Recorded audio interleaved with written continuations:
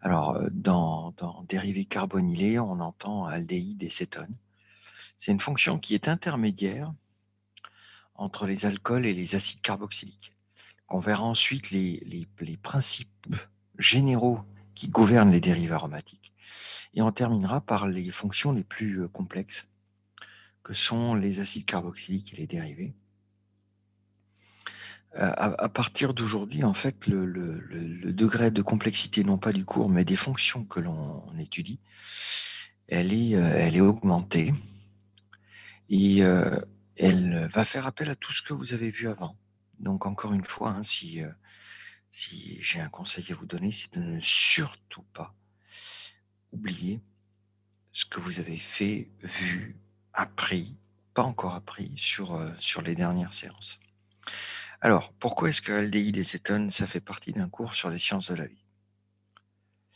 Le premier point, c'est que c'est l'une des fonctions importantes, notamment dans les sucres. Donc, vous avez ici deux sucres représentés à la manière de Fischer, dans le mode de représentation de Fischer, où ces deux fonctions, soit aldéhyde, soit cétone, sont représentées. Donc, sur les molécules naturelles, ou non naturelles, mais qui ont un impact sur les sciences de la vie, ces fonctions-là, elles sont importantes. Alors, dans le glucose et puis le fructose, vous avez les fonctions alcool, donc ça illustre parfaitement ce que j'étais en train de vous dire, sur le fait de ne absolument pas oublier que, voilà, il y a également d'autres fonctions. On va voir les liens dans un moment, hein, entre aldéhyde et cétone, mais c'est une fonction qui est intermédiaire. Donc ça nécessite que l'on se rappelle ce qu'il y a ce qui est en amont, et puis que l'on se soucie de ce qui est en aval de cette fonction. Alors, comme les autres chapitres, d'abord des points sur les propriétés. Alors, les points qui sont essentiels ici, c'est que la fonction aldéhyde ou cétone, donc la fonction globalement carbonylée, elle possède plusieurs sites réactifs. Alors, si on regarde ici, plusieurs sites réactifs, qu'est-ce que ça signifie? Eh bien, une cétone qui est isolée, comme celle-ci,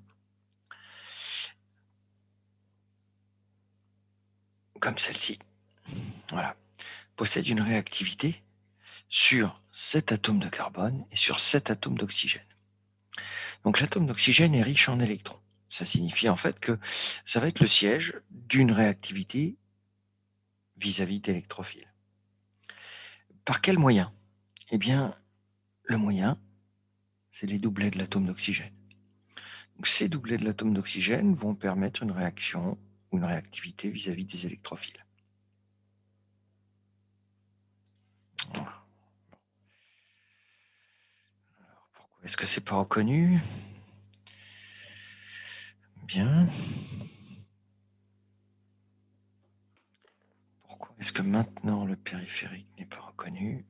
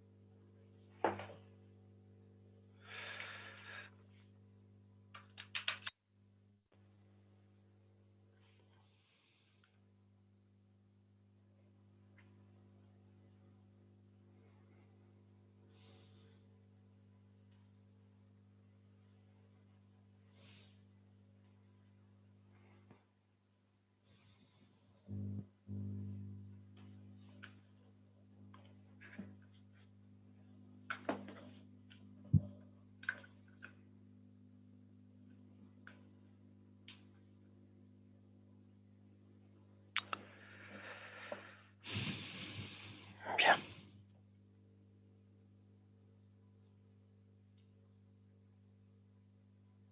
Ok.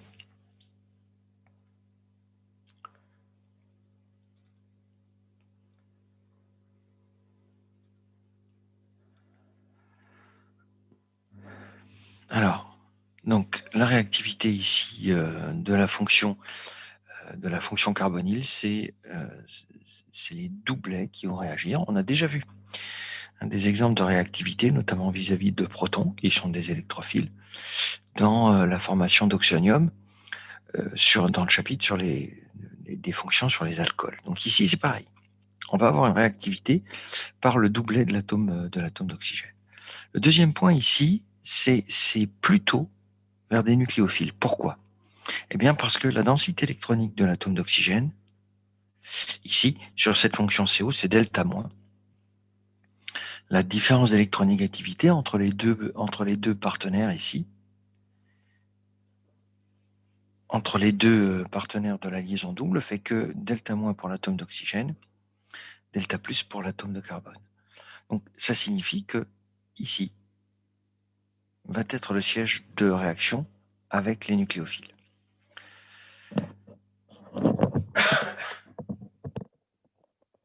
Alors, point complémentaire. Vous voyez ici sur la diapo, eh bien, on a, je vous ai indiqué un troisième site de réactivité sur le carbone qui est voisin. Alors, notamment sur le proton. Alors, ce proton, il est particulier. Ce proton est particulier puisque, eh bien, je vous indique une acidité. Une acidité, un pKa de l'ordre de 16 à 20. Alors, qu'est-ce que ça signifie et comment on essaye de positionner cette acidité dans une échelle globale d'acidité? Donc, si vous vous souvenez peut-être pas, hein, mais les acides carboxyliques, si on regarde les pKa, allez, c'est aux alentours de 4. Je mets environ 4. Si on regarde les alcools, quelle que soit la classe d'alcool, le pKa, c'est entre 15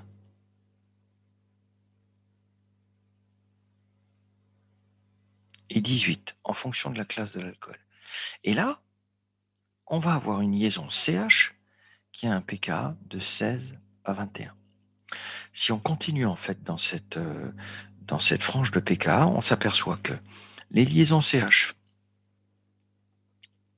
sur un carbone qui est sp, c'est de l'ordre de 25.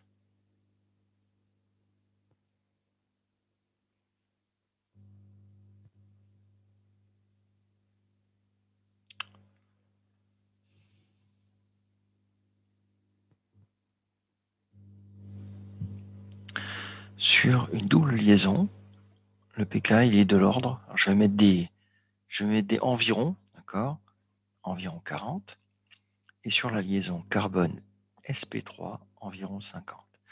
Vous avez ici un ordre d'idée, un ordre de grandeur.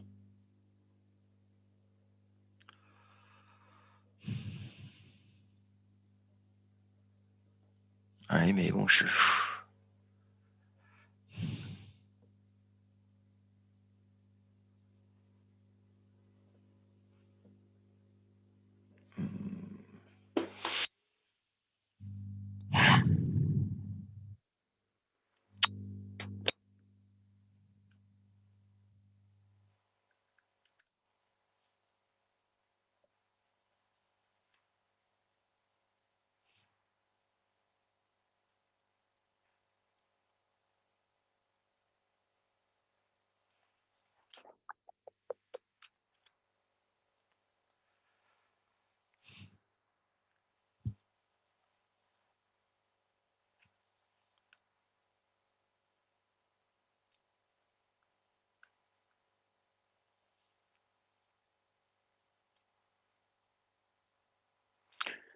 bon, bah, je ne vais pas pouvoir faire mieux que ça. Pour l'instant, je ne sais pas pourquoi ça ne fonctionne pas. Voilà.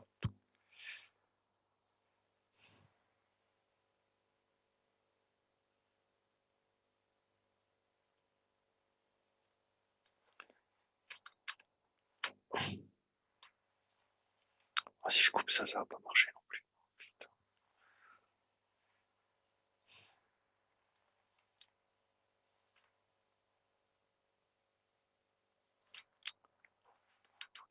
Merde.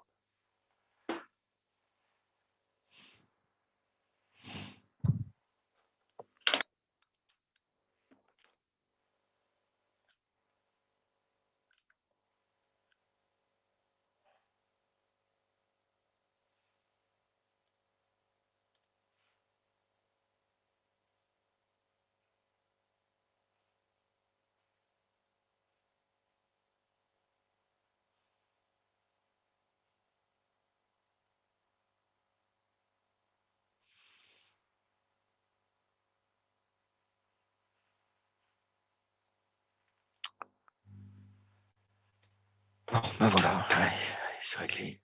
On va pas se faire chier comme ça. Bon, donc, on se passera de la caméra. Donc, l'acidité entre 16 et 21. J'espère que vous avez eu le temps de prendre parce que j'ai pas de quoi renoter. Donc, si vous vous rappelez la définition de l'acidité, c'est la capacité de perdre un proton. Donc, on verra aussi dans ce chapitre que ce proton est un proton qui est mobile.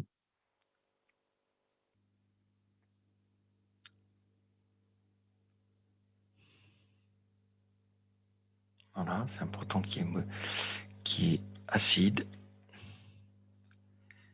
et mobile pour ce proton.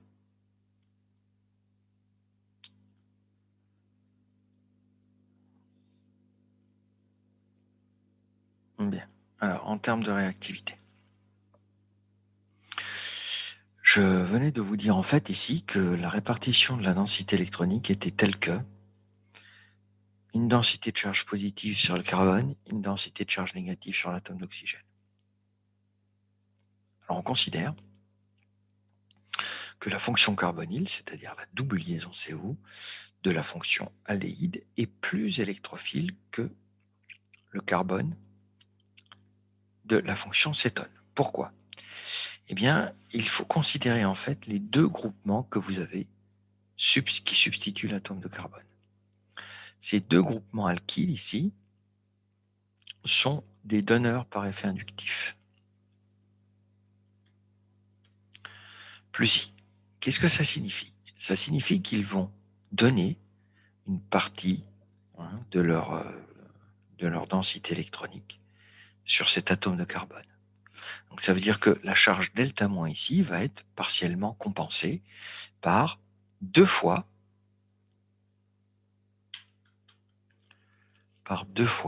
les effets inductifs donneurs de ce groupement alkyle et de ce groupement alkyle. Si on fait la même démonstration sur l'aldéhyde, l'aldéhyde possède lui un seul groupement plus I. Voilà. Donc l'effet donneur des substituants sur cet atome de carbone est moins sensible. Quel est le delta plus le plus important? Eh bien, si on devait essayer de regarder, on a ici un delta plus. Alors, je peux peut-être essayer de le mettre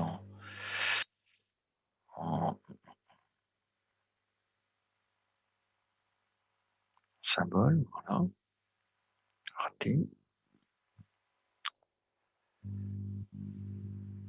Voilà. Un delta plus normal. Par contre, si on le compare au delta plus sur l'aldéhyde, on va avoir un delta plus qui est, lui, beaucoup plus important de manière sensible, parce que moins compensé. Quel est le plus électrophile? Celui qui est le moins compensé. D'accord? Donc, le carbone de la fonction carbonyle le plus électrophile est celui de l'aldéhyde. Donc, on va donc avoir un espèce d'ordre de réactivité de ce groupement carbonyle que vous voyez en dessous. Plus cette fonction cétone est substituée par des groupements qui sont donneurs d'effets électroniques, moins c'est réactif. Moins, dans ce sens-là maintenant, c'est substitué par des groupements donneurs, bien plus c'est réactif, à plus forte raison lorsque le groupement qui substitue la fonction CO est acceptrice d'électrons, comme cette fonction CCl3, où les trois atomes de chlore sont eux accepteurs par effet électronique.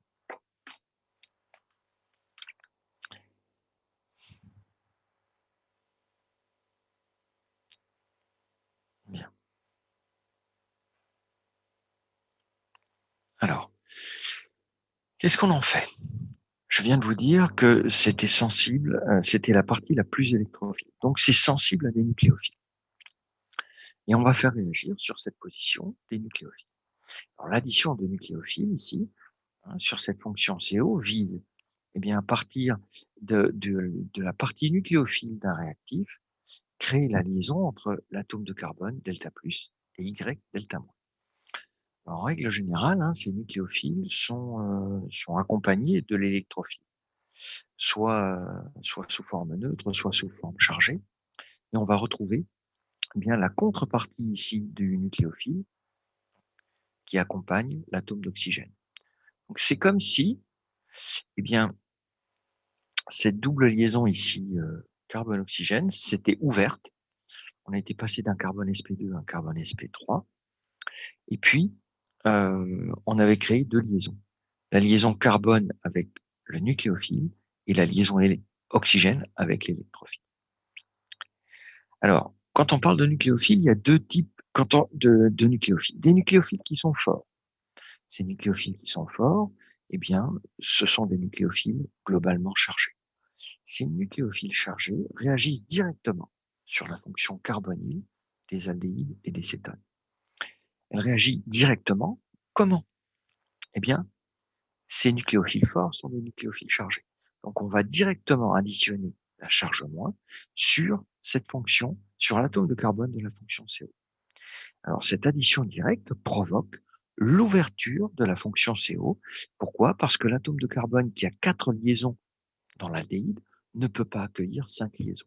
Et de ce fait, eh bien, la liaison la plus fragile, la liaison pi, va s'ouvrir, va être donnée à l'atome qui est delta-, donc à l'atome d'oxygène. Quelle est la conséquence? La conséquence, c'est que l'on crée un carbone qui est sp3, la liaison carbone-nucléophile nouvellement formée, les 2 liaisons avec R1, R2 et la liaison sigma avec l'atome d'oxygène.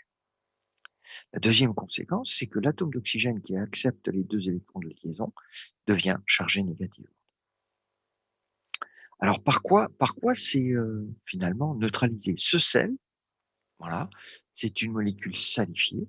Pour récupérer le produit organique issu de cette transformation, il faut neutraliser.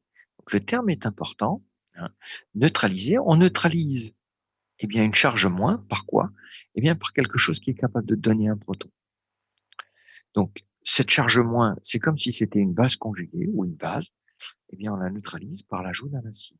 Si j'ajoute un acide, quel qu'il soit, eh bien, je vais former l'alcool. Donc, la première conséquence de cette diapo, c'est que les additions nucléophiles sur des groupements carbonylés provoquent la formation d'alcool. Donc, vous avez une méthode complémentaire pour former des alcools. Comment ça se produit? L'addition d'un nucléophile fort se fait en 2 étapes. Addition du nucléophile pour former le carbone sp3 et ensuite neutralisation de l'atome d'oxygène qui porte la charge négative. Alors, vous savez que des nucléophiles, il n'y a pas que des nucléophiles qui sont chargés. Il y a des nucléophiles qui sont plus faibles. L'eau, les alcools, les amines. Et que ces nucléophiles plus faibles sont des nucléophiles qui sont neutres. Donc neutre, ça signifie que ces nucléophiles réagissent par leur doublet. Alors,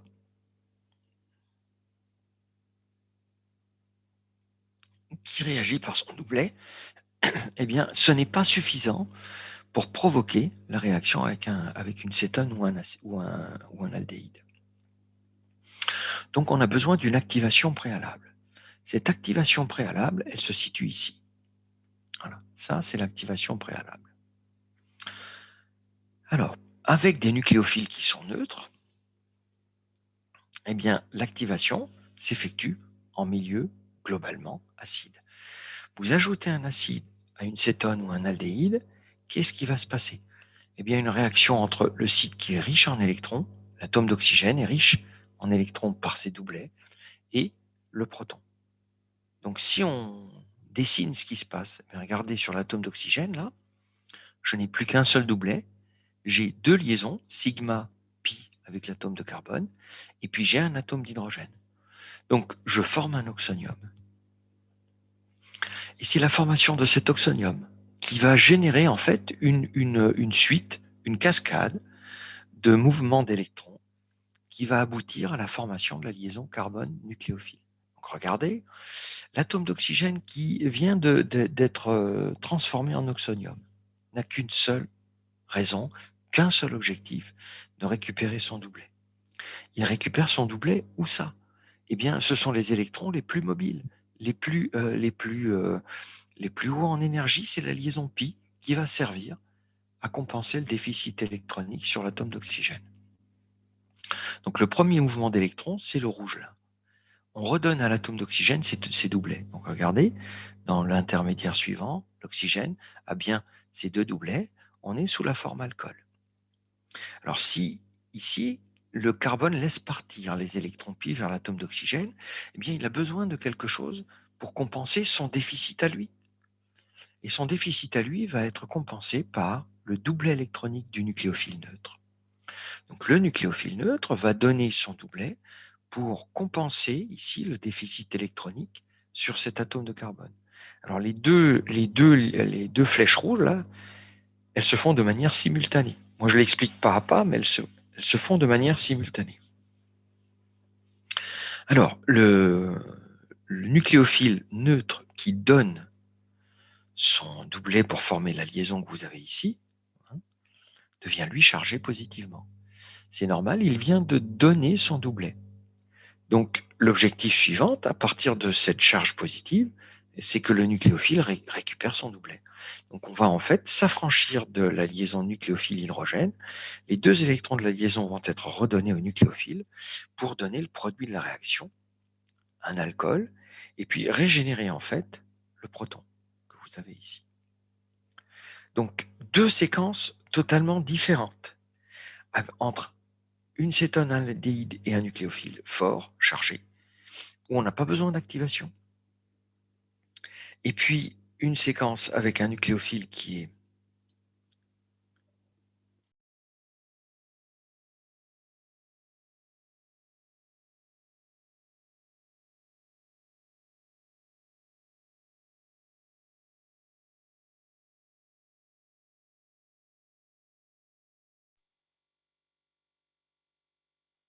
neutre et qui nécessite une préactivation du substrat. Alors, ici, j'ai mentionné une faible quantité de protons. Effectivement, puisque théoriquement, eh bien, regardez, on met un proton au départ, on le récupère à l'arrivée. Donc ça veut dire que ça pourrait être catalytique en protons. Donc, mais on a bien deux manières globales de faire réagir des aldéhydes ou des cétones en fonction du partenaire pour obtenir un carbone qui est sp3 par une addition nucléophile. Est-ce qu'il y a des questions ?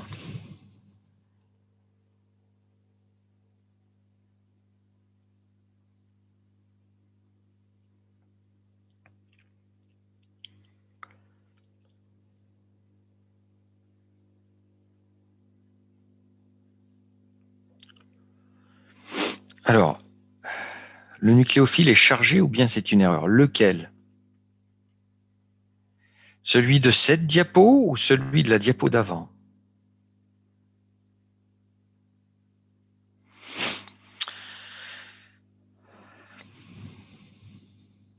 Ah, celui-là, c'est un doublet. Regarde la différence entre les charges entourées, les densités de charge avec un delta, et puis le doublet. Voilà. Donc ici, c'est un doublet. Alors,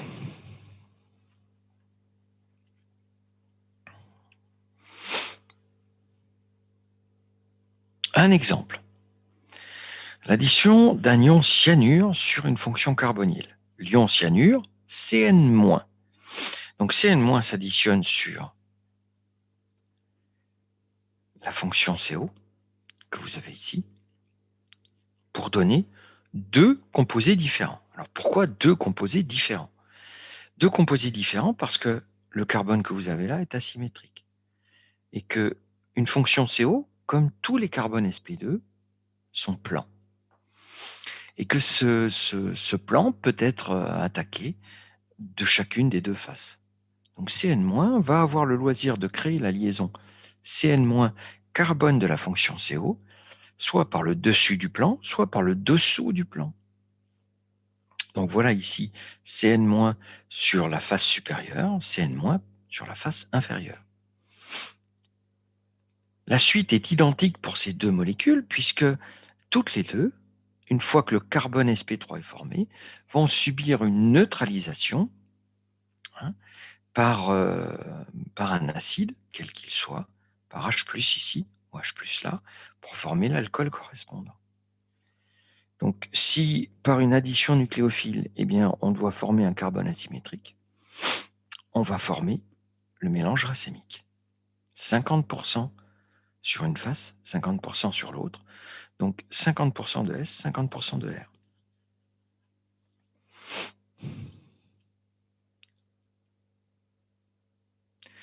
Donc ici, l'ion-cyanure, l'exemple l'ion-cyanure, on le verra tout à l'heure, peut être transformé en acide carboxylique. Donc c'est un moyen, lorsqu'on utilise des ions cyanure, de faire des acides. On le verra, enfin pas tout à l'heure, sur les fois prochaines. Alors, autres types de nucléophiles qui sont assez importants sur ces fonctions avec des liaisons multiples, ce sont les hydrures. Alors les hydrures, tout le monde connaît le proton, H+. L'hydrure, c'est la contrepartie négative, c'est H-. Donc H-, eh bien, c'est un nucléophile qui est chargé. Donc ce nucléophile chargé va réagir avec soit les aldéhydes, soit les cétones, pour réaliser la formation d'un alcool, primaire ici à partir d'un aldéhyde, secondaire là à partir d'une cétone. Alors, des réactifs qui donnent des hydrures. Ces réactifs qui donnent des hydrures, il n'y en a que deux. Ce sont soit LiALH4, soit NaBH4. Alors, d'habitude, en TP, vous faites cette réaction de réduction.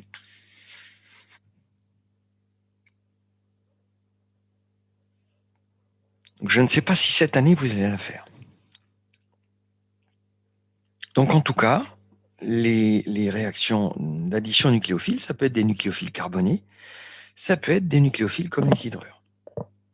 Alors, un autre point qui est peut-être à noter pour vous, c'est la réaction d'oxydation et la réaction de réduction.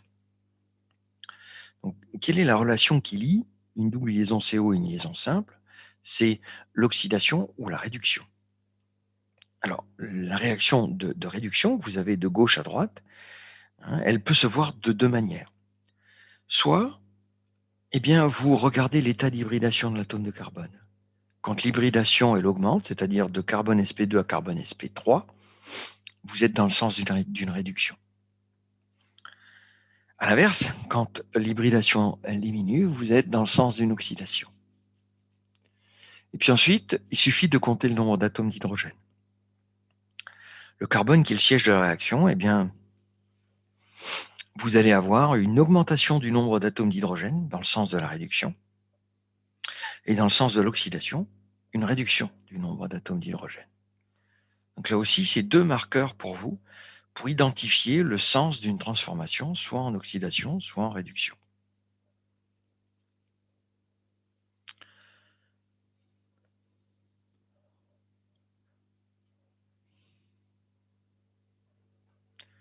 Mais moi, je vous ai donné cette diapo sur le site. C'est accessible, je pense.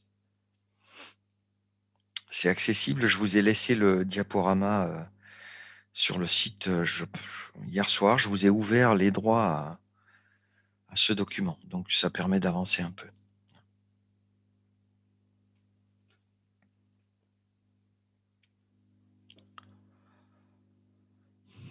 Alors, donc si on a une cétone, bien entendu que la réduction, comme les aldéhydes, vous permet de trouver le mélange racémique correspondant. Voilà. Donc on a bien un mélange racémique.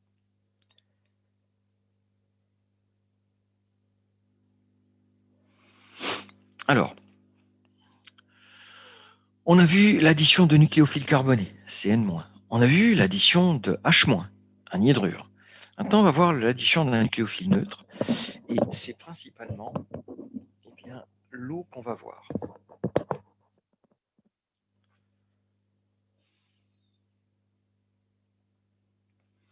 Donc, l'eau est nucléophile, mais l'eau est un nucléophile qui est neutre. Donc, ça veut dire que la nucléophilie de l'eau s'exprime à partir des doublets de l'atome d'oxygène. Alors, regardez la différence ici entre l'utilisation de l'eau comme réactif sur une double liaison CO. Eh bien, c'est la formation de 2 liaisons carbone-oxygène, carbone-oxygène. Alors, ça fait partie d'une réactivité que l'on retrouve dans l'eau. Donc, dans tous les milieux vivants, on trouve en fait ces fonctions carbonylées sous la forme d'hydrates. Les hydrates de carbone, par exemple, eh bien, ce sont des molécules qui possèdent cette fonction OH-OH sur l'atome de carbone, et ça permet à ces fonctions CO d'augmenter leur hydrophilie et donc d'être solubles dans l'eau. Alors, comment ça fonctionne? Alors, les marqueurs d'oxydation et de réduction, il va falloir être un peu plus réactif sur le truc. On compte le nombre d'atomes d'hydrogène. À la réduction, nombre d'atomes d'hydrogène qui augmente, à l'oxydation qui diminue. Sur l'atome de carbone qui est le siège de la réaction, en réduction, on passe de sp2 à sp3, on augmente le degré d'hybridation. À l'inverse, on diminue le degré d'hybridation quand on fait de l'oxydation. Donc, je reprends sur la formation des hydrates. Sur cette réaction, donc je disais que c'était l'un des moyens qu'avait trouvé la nature pour solubiliser et aider à la solubilisation de fonctions CO. Comment ça fonctionne? Eh bien, le nucléophile H2O est un nucléophile qui est neutre. Donc, on va pouvoir faire ces hydrates, eh bien, comme tous les nucléophiles neutres, en milieu acide. Donc, pour la réaction bilan, elle est là, dans l'encadré bleu. H2O est nucléophile neutre, donc on a besoin d'une activation par un proton. Alors, le mécanisme, voilà, le proton ici réagit avec le site le plus riche de la fonction CO par le biais des doublets de l'atome d'oxygène. On forme un oxonium. Cet oxonium eh bien, va engendrer une cascade de mouvements d'électrons. Le premier, eh bien, c'est la récupération de la liaison pi pour contrebalancer le déficit électronique sur l'atome d'oxygène et lui redonner ses 2 doublets. Et la suivante, c'est l'utilisation des doublets de l'atome d'oxygène de l'eau comme nucléophile pour compenser le déficit sur l'atome de carbone. Donc, qu'est-ce qui en résulte? Eh bien, ce morceau ici avec l'atome d'oxygène là, eh bien, récupère ces 2 doublets, donc la fonction alcool que vous avez, vous la retrouvez ici. L'eau, qui joue le rôle d'un nucléophile, crée la liaison carbone-oxygène à partir du doublet de l'atome d'oxygène de l'eau. Donc, on forme cette liaison carbone-oxygène, mais on forme aussi un ion oxonium. Cet ion oxonium, comme pour tous les ions oxonium, eh bien, va avoir un moteur, c'est de récupérer un doublet. On récupère le doublet ici de la liaison oxygène-hydrogène pour former l'hydrate de carbone et pour former ici et pour laisser repartir, lâcher le proton. Donc ces hydrates de carbone eh bien, sont issus d'une réaction d'addition nucléophile d'un nucléophile neutre, donc en milieu acide. Alors on peut aussi faire la réaction en milieu basique. Alors, addition d'eau en milieu basique, attention, ce n'est pas tout à fait addition d'eau, puisque on va surtout utiliser OH-. Donc, le nucléophile ici, c'est un nucléophile qui est chargé. Nucléophile chargé.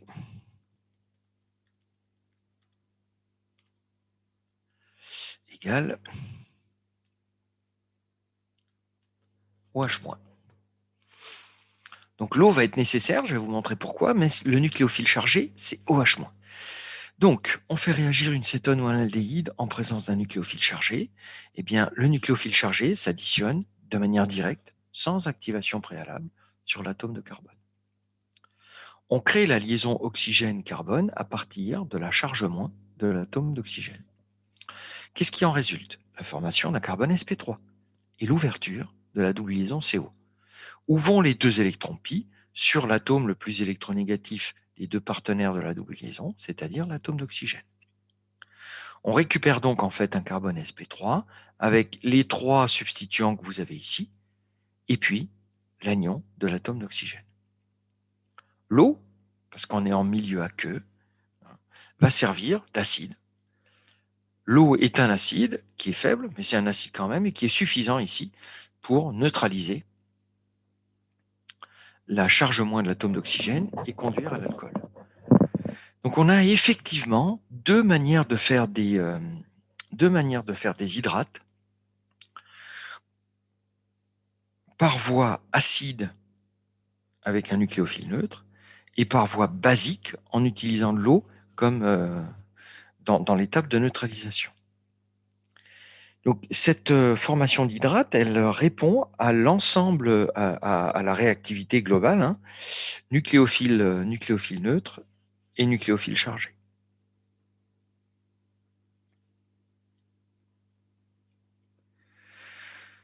Bien, alors en termes de réactivité,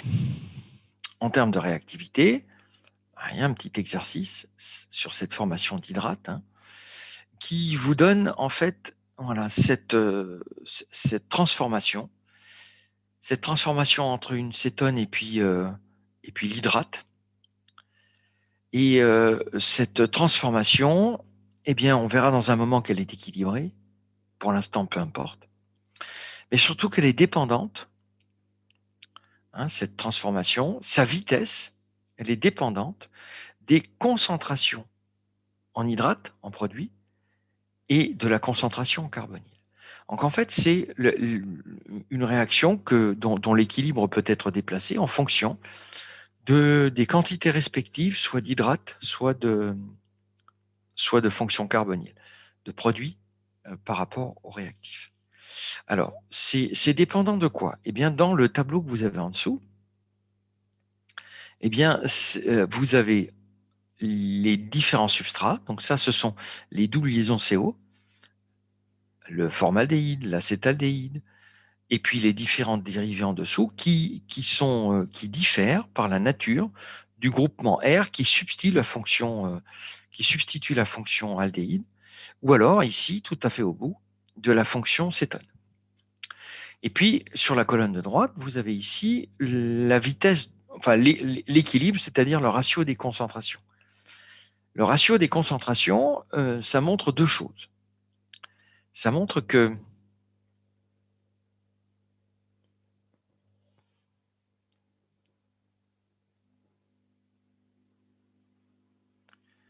en fonction de la nature du substituant,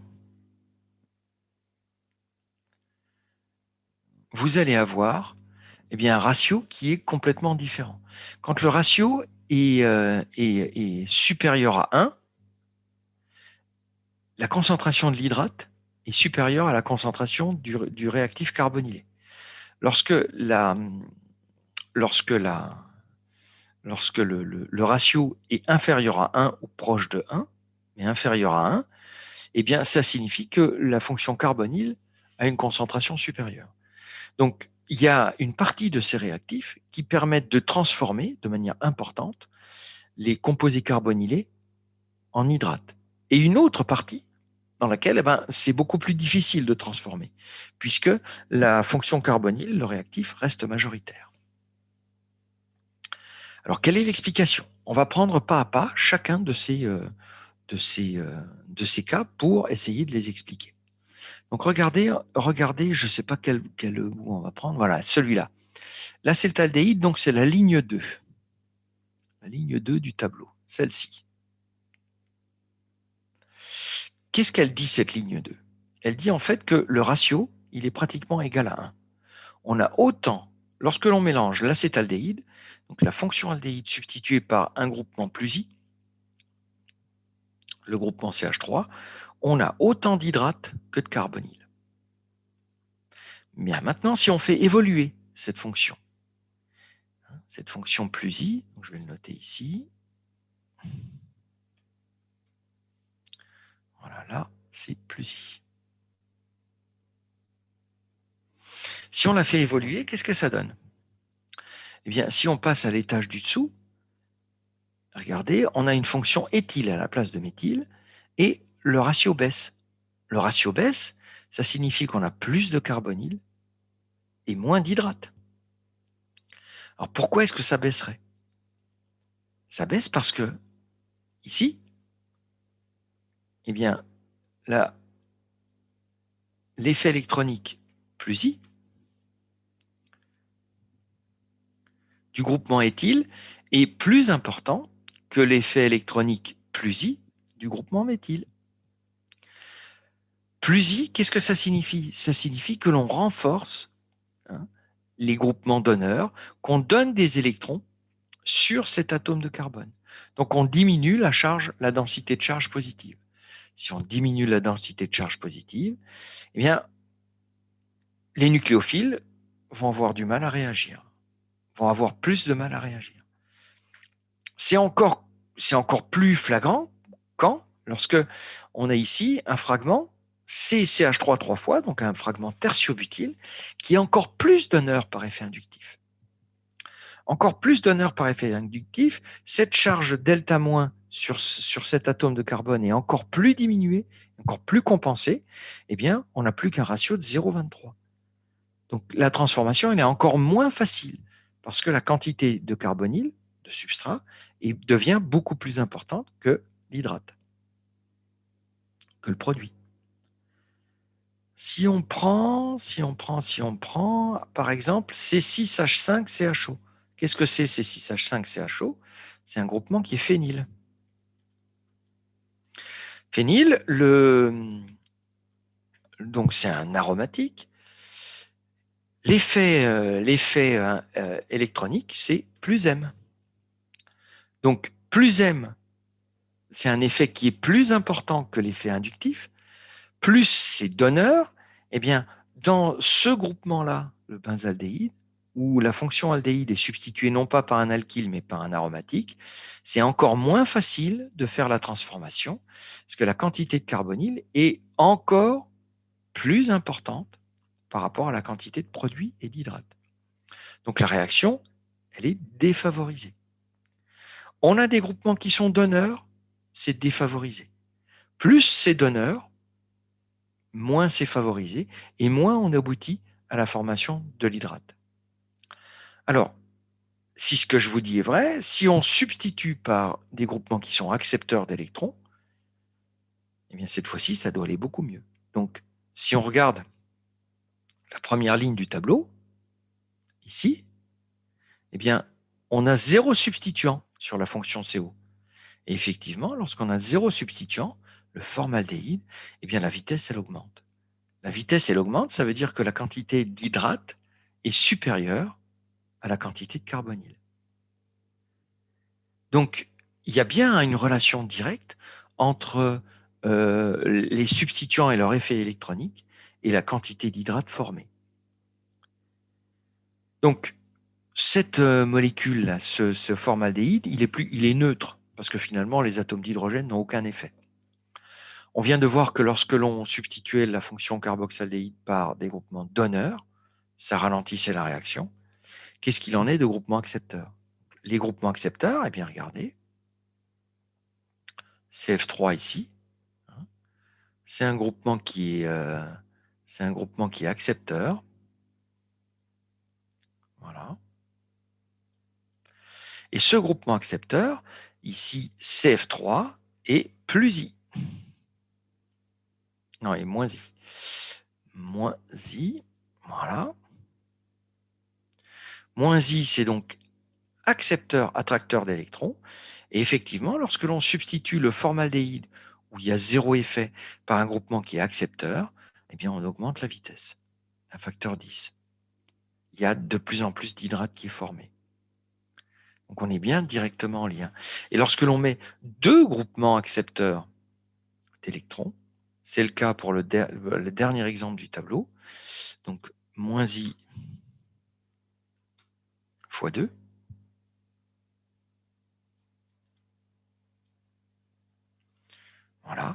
eh bien, on augmente la vitesse, hein, ou la proportion, fois 100. Fois 100, c'est 100 fois plus d'hydrate enfin 1000 fois, 1000 fois, 10 000 fois, 1 million de fois, plus d'hydrate que de carbonyle. Donc, la conclusion de cette diapo, c'est que pour additionner de l'eau et former des hydrates, eh bien, les groupements électroattracteurs favorisent cette transformation.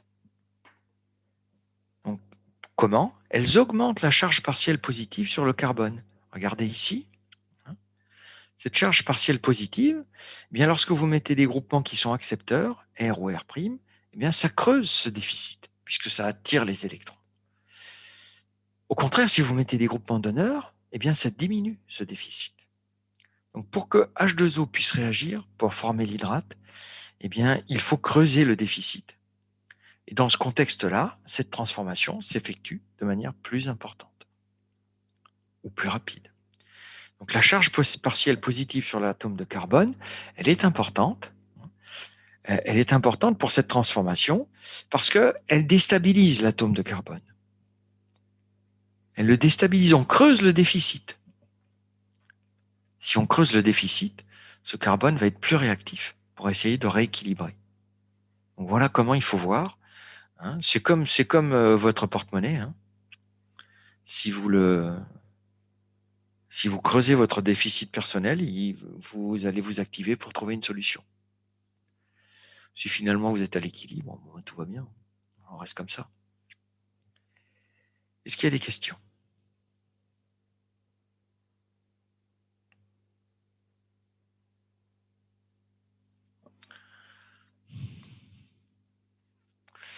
Alors, dernière tentative pour voir si ça fonctionne un peu mieux, ce truc-là. Parce que ça ne veut pas fonctionner, ce machin. Alors. Non, ça ne fonctionne pas. Toujours rien à faire. Je ne sais pas pourquoi.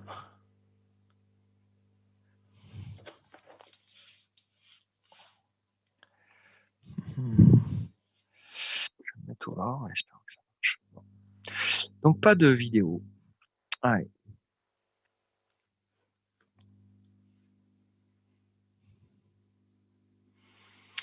Retour à la fonction carbonylée.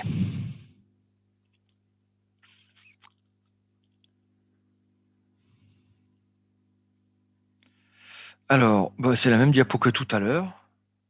Ah non, c'est pas tout à fait la même diapo. Donc ici, si vous vous rappelez, attendez, je reviens un tout petit peu en arrière. Voilà, ici. Oui, on me voyait, monsieur, mais c'est pas moi que vous devez voir, c'est ma feuille avec les éléments que j'écris. Si vous voyez pas ça, ça sert à rien. Vous en foutez de voir ma tronche. Eh oui. Alors, regardez ici la formation d'un hydrate. Un hydrate, en fait, c'est une molécule particulière puisque on a deux groupements identiques. Deux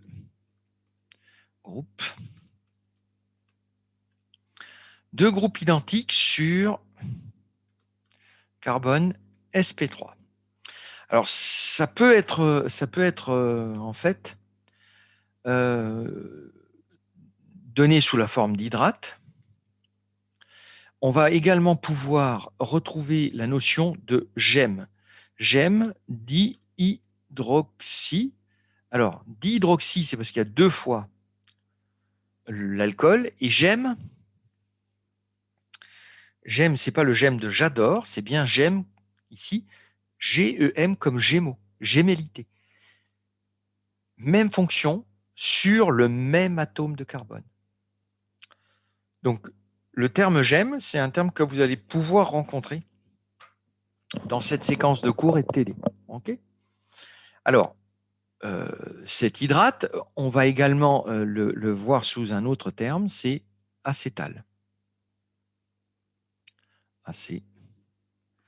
Acétal. Donc, il y a 3 ou 4 noms pour désigner deux groupements qui substituent le même atome de carbone. Alors moi, je vous prie de noter ici que les deux atomes d'hydrogène de l'eau, finalement, il en reste un sur la molécule finale, sur l'hydrate. Il en reste un ici, et on ne va finalement se servir pour créer la liaison et pour créer l'hydrate que d'un seul, puisque un seul va être mis en jeu dans cet oxonium pour redonner à l'atome d'oxygène son doublet. Ça veut dire qu'on aurait n'importe quoi ici à la place de l'atome d'oxygène, on pourrait exactement faire la même chose. Alors effectivement, si on remplace l'eau par un alcool, la différence entre l'eau et l'alcool, c'est un atome d'hydrogène est remplacé par un atome de carbone. Donc on va former non plus un acétal, mais un hémiacétal. Hémi, c'est moitié. Un moitié d'acétal. Alors regardez, on va utiliser exactement les mêmes notions, exactement le même mécanisme. Donc la fonction CO réagit avec un alcool en présence d'un acide pour former l'hémiacétal. Comment ça fonctionne? L'alcool est un nucléophile qui est neutre. Donc on a besoin d'avoir une activation de la fonction carbonyle au préalable. Donc la fonction carbonyle s'active en présence d'un acide et c'est le doublet de l'atome d'oxygène qui va provoquer la formation de cet oxonium. Deux mouvements d'électrons simultanés pour compenser le déficit électronique sur l'oxonium et générer la liaison oxygène-carbone. Donc, il en résulte de ces deux mouvements d'électrons la formation d'un alcool, très bien, et puis d'un oxonium. Comme tout à l'heure, l'oxonium va tout faire pour compenser son déficit électronique et récupérer les deux électrons de la liaison oxygène-carbone pour reconstruire son doublet. Et on libère H+. Donc c'est exactement la même chose.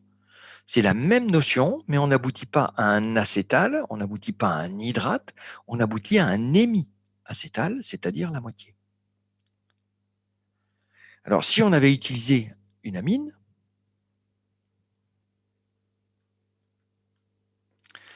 à la place de l'alcool, ça aurait été un hémi, non pas acétal, aminal.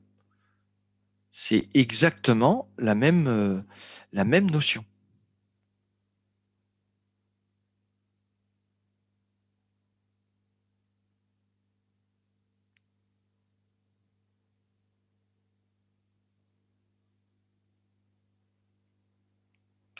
OK? Est-ce qu'il y a des questions?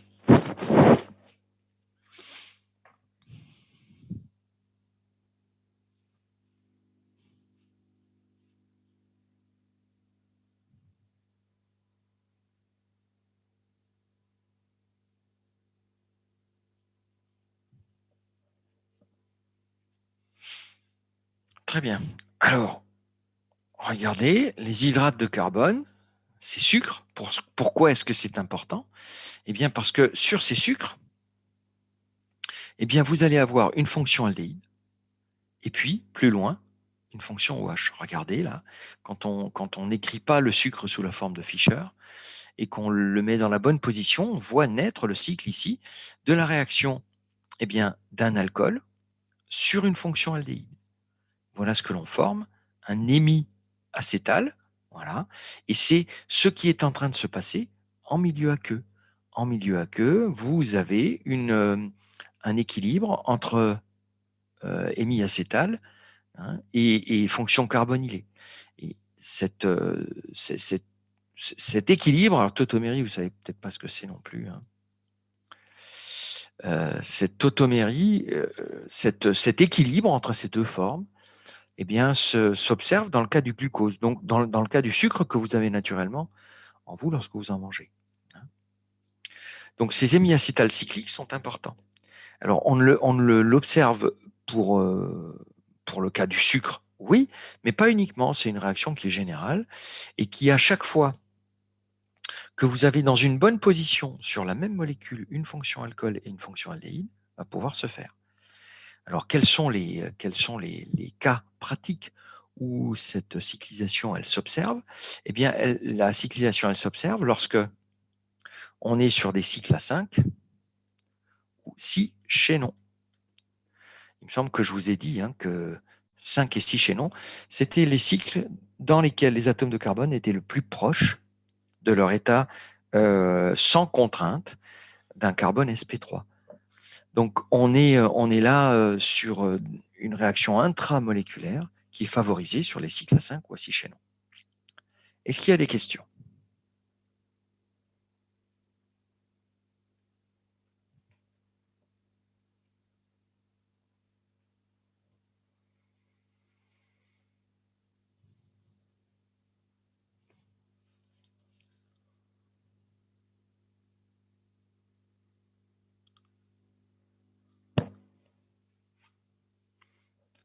Bon, très bien. Alors on continue.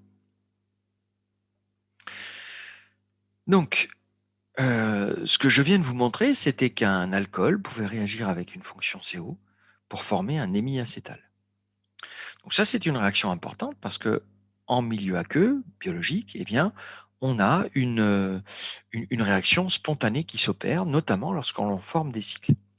Eh bien, lorsque l'on augmente la quantité d'alcool, qu'on la multiplie par 2 au minimum, eh bien, on peut avoir une transformation supplémentaire et passer d'un hémiacétal dans lequel, eh bien, on a une fonction ici, éther, et une fonction alcool, à un acétal, une et deux fonctions éther. Donc, comment se fait le mécanisme? Donc ça, c'est intéressant à voir comment eh bien, on peut utiliser les mêmes types d'espèces et la même démarche, et qu'en fonction de la concentration en alcool, on aboutit à des fonctions qui sont différentes.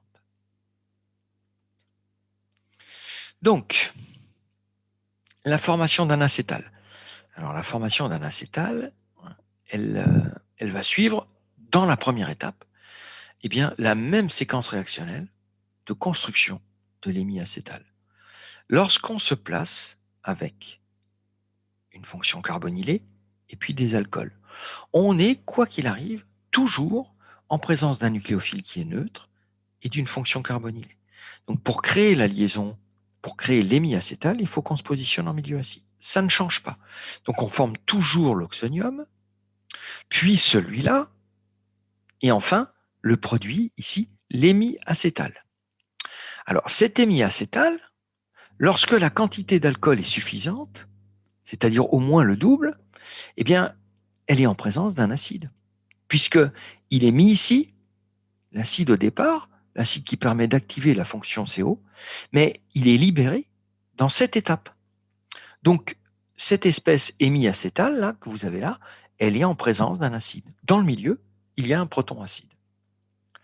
Donc, comment réagit ce proton acide? Ben, ce proton acide va réagir avec cet alcool. Pourquoi? Pour former un oxonium. Si je forme un oxonium ici, quel va être le moteur de la réaction suivante? Eh bien, l'ion oxonium va essayer de récupérer des doublets. Il récupère son doublet ici, carbone-oxygène, pour former quoi? De l'eau. Et c'est sur ce carbocation que va réagir eh bien, le deuxième équivalent d'alcool. Si l'alcool réagit ici par son atome d'oxygène et par le doublet de son atome d'oxygène, pour construire la liaison oxygène-carbone que vous avez ici, il en résulte la formation d'un oxonium. Un oxonium eh bien, s'affranchit de la présence de son proton pour récupérer les deux électrons et compenser sa charge positive.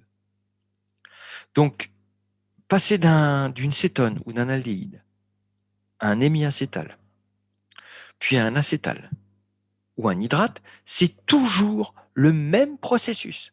C'est toujours la même chose. On utilise un nucléophile neutre, donc on utilise une activation par un acide. Le nombre d'équivalents d'alcool vous permet d'aller jusqu'au bout du processus, c'est-à-dire la formation d'un acétal à la place d'un hémiacétal. Et ça dépend du nombre d'équivalents d'alcool que vous avez. Si si vous regardez cette séquence réactionnelle, depuis qu'on a vu les alcools, c'est toujours la même chose. Un alcool et un proton, ça forme un oxonium. Une cétone et un proton, ça forme un oxonium. Donc, sur ces chapitres, entre double liaison CO et fonction alcool, ces deux chapitres sont extrêmement liés et le lien se fait sur ces ions oxonium qui sont au cœur de la réactivité de ces fonctions aldéhydes ou cétones. Alors, des questions?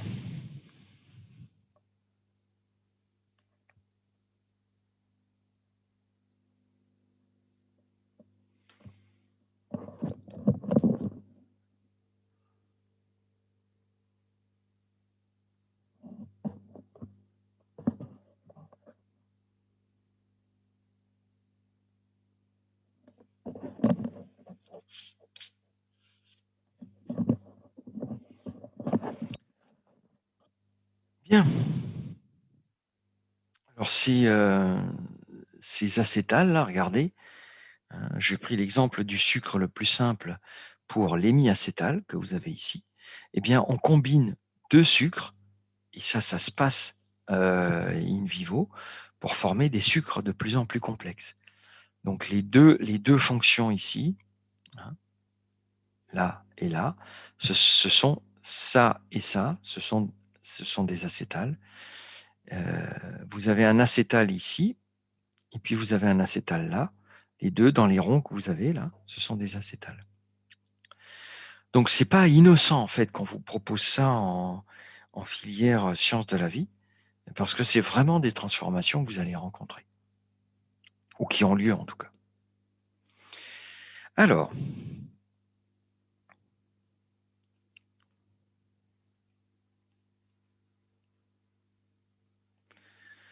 dernier point que l'on voit aujourd'hui, ce sont les réactions avec des amines primaires, des amines secondaires ou des amines tertiaires. On va voir aujourd'hui la différence de réactivité. Dans cette portion, dans cette section de ce chapitre, on va faire réagir en fait des doubles liaisons CO pour obtenir des doubles liaisons CN. Alors là aussi, il y a un intérêt pour vous, hein. C'est pas tellement de décliner les amines que l'on utilise, parce que ces amines sont primaires, mais vous avez à chaque fois un groupement NH2 qui est substitué d'une manière différente. Le point commun, c'est que ça forme toujours la double liaison CN. Finalement, peu importe le groupement que vous avez derrière dans le rond vert, l'essentiel, c'est de former la double liaison CN. Alors, nous, on va concentrer notre attention sur le premier cadre en haut, qui est la formation de bases de chiffres. Alors, les bases de chiffres, ça aussi, c'est important en sciences de la vie, puisque dans le même milieu, vous allez retrouver des sucres et vous allez retrouver des aminoacides, par exemple. Donc, vous allez avoir cette disponibilité dans les milieux vivants d'équivalents d'aldéhydes et puis d'amines. Et bien souvent d'amines primaires. Alors, comment ça fonctionne? Eh bien, cette double liaison CO est transformée en double liaison CN. Alors, l'amine primaire que vous avez là, eh bien, elle se retrouve ici branchée sur la base de chiffre. La base de chiffre et le nom ancien est plutôt dédié à de la biologie, alors que le nom chimique, c'est une imine.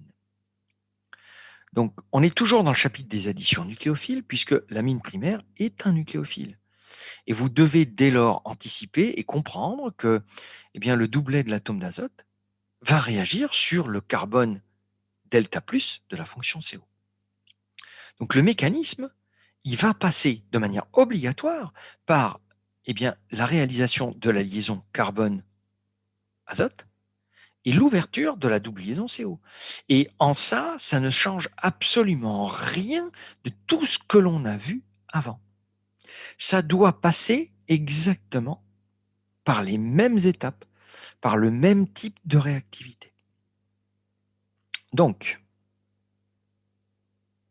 regardons. Alors, c'est de l'anglais, mais vous allez Vous allez vous en sortir, hein. Regardez. Je vais cacher une partie, ça ne va pas vous... Voilà. Une amine est un nucléophile qui est neutre. Tiens, un nucléophile neutre, c'est donc comme un atome, comme de l'eau ou comme un alcool. Et on a dit, pour réaliser l'addition nucléophile avec un nucléophile neutre, il faut activer l'acétone. Eh bien oui, on protonne l'acétone. On la protonne et on forme quoi? Tiens, encore un oxonium. Et un oxonium permet de rendre cet atome de carbone plus électrophile. Plus électrophile, quelle est la réaction suivante? On approche l'amine cette fois-ci. Alors l'amine, comment elle réagit? Eh bien, l'amine réagit lorsque la double liaison pi est donnée à l'atome d'oxygène pour compenser son déficit, et ce qui amène la réaction du doublet de l'atome d'azote sur l'atome de carbone. On a donc la formation ici de la liaison carbone-atome d'azote. Si l'atome d'azote est un nucléophile qui est neutre et qu'il donne son doublet pour former une liaison, on va le retrouver sous forme chargée. Comment s'appelle cette espèce? Non pas un oxonium, mais un ammonium.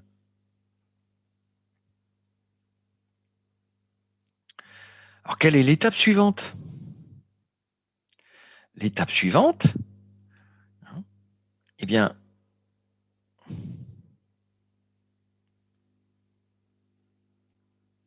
c'est ce que l'on appelle un transfert de protons. Entre quoi et quoi?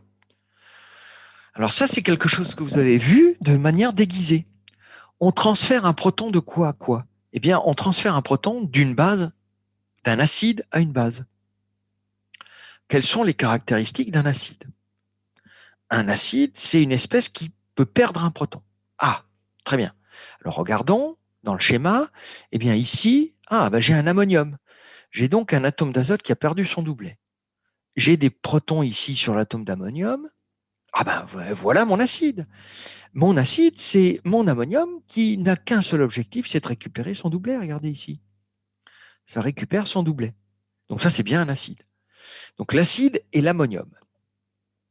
Vers quelle espèce il va transférer son proton? Eh bien, on transfère son proton vers une espèce qui est capable d'accepter un proton. Quelles sont les espèces qui acceptent les protons? Les bases. Ah, ça c'est intéressant. Alors, est-ce qu'il y a une base dans le milieu? Eh bien oui, une base, c'est une espèce qui accepte un proton, donc c'est une espèce qui a un doublet. Et un proton plus une fonction OH, regardez, qu'est-ce que ça fait? Ça fait un ion oxonium. Elle n'est pas belle la vie? Encore une fois, on retrouve cette notion d'équilibre ammonium-oxonium et perte d'un proton. Donc ici, la perte du proton de l'ammonium se fait de manière intramoléculaire. Intramoléculaire, pourquoi? Parce que la base, l'eau, l'atome d'oxygène, est juste à proximité. Pourquoi aller chercher à 1000 km ce qui est juste à côté? Donc si on va chercher juste à côté, on forme l'oxonium. Et l'oxonium, vous devez le savoir, c'est ce qui va permettre de s'affranchir de la présence d'eau. On va casser la liaison entre carbone et oxygène pour que l'atome d'oxygène récupère son doublet. Alors, il y a un truc qui manque ici, à l'intermédiaire. C'est quoi? Eh bien, c'est le carbocation. Le carbocation, là, qui est formé par le départ de l'eau. Si j'enlève l'eau et je casse la liaison oxygène-carbone, je forme une charge plus sur cet atome de carbone. Donc, j'ai un carbone qui est sous forme carbocation, et son premier voisin, c'est un atome qui porte un doublet. Un atome qui porte un doublet, en voisin d'une charge positive, il va donner son doublet. Il va donner son doublet pourquoi? Pour compenser le déficit électronique. Donc l'atome d'azote donne son doublet, il le donne à qui? À l'atome de carbone. Et on va former une double liaison CN. Alors cette double liaison CN, elle n'est pas terrible quand même. Pourquoi? Parce que l'atome d'azote, il a 4 liaisons là. Il vient de donner son doublet. Il est encore une fois sous forme chargée positive. Il est encore une fois sous forme, alors non pas ammonium, mais iminium, parce que la double liaison CN, c'est une imine. Donc, l'atome d'azote donne son doublet, provoque le départ d'eau et la formation de la double liaison CN. Lorsqu'il donne son doublet, eh bien, il est chargé positivement. Cet iminium, eh bien, s'affranchit de la présence de quoi? Eh bien, de ce proton, ici. Pourquoi faire? Pour que les deux électrons de la liaison azote-hydrogène puissent venir compenser le déficit électronique sur l'atome d'azote et lui redonner son doublet. Donc, dans cette séquence qui paraît très complexe, au départ, vous n'avez que des réactions soit acido-basiques, soit de formation de liaison à partir d'un doublet d'une espèce neutre. Un ammonium, un oxonium, un iminium. Mais c'est toujours la même réaction qui a lieu. Exactement la même réaction. Si on regarde ici, protonation et activation, addition nucléophile, neutralisation, formation d'un oxonium, formation d'un iminium et formation d'une imine. Est-ce qu'il y a des questions?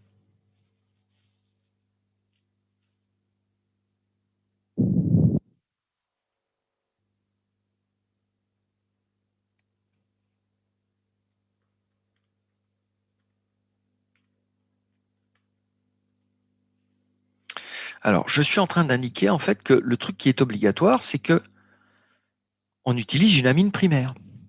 Regardez ici.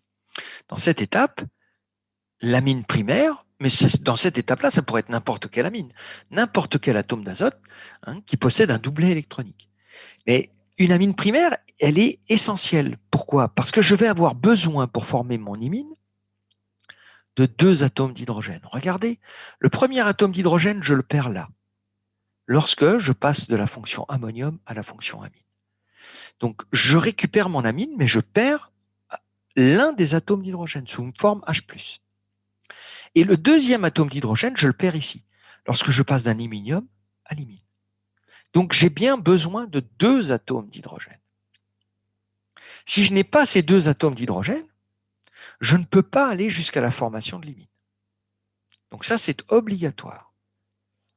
Alors pourquoi est-ce que ça ne se fait pas si je n'ai pas deux atomes d'hydrogène? Ben regardez. Si je n'ai pas deux atomes d'hydrogène, je ne peux pas aller d'un iminium à une imine. Donc, je vais revenir en arrière. Parce que mon atome d'azote, là, il va récupérer son doublet. Donc soit il le récupère et il va par là, soit il le récupère et il va par là. D'où cette notion d'équilibre et de double flèche. Donc une amine primaire est un élément obligatoire pour former une imine à partir d'une cétone. Le moteur, c'est d'avoir suffisamment d'atomes d'hydrogène pour que toutes les étapes clés puissent se faire. Toutes les étapes clés où l'atome d'azote, qui donne son doublet, va être obligé de casser une liaison. Casser une liaison pour aboutir jusqu'à l'imine, ça signifie casser les deux liaisons azote-hydrogène. Est-ce qu'il y a des questions?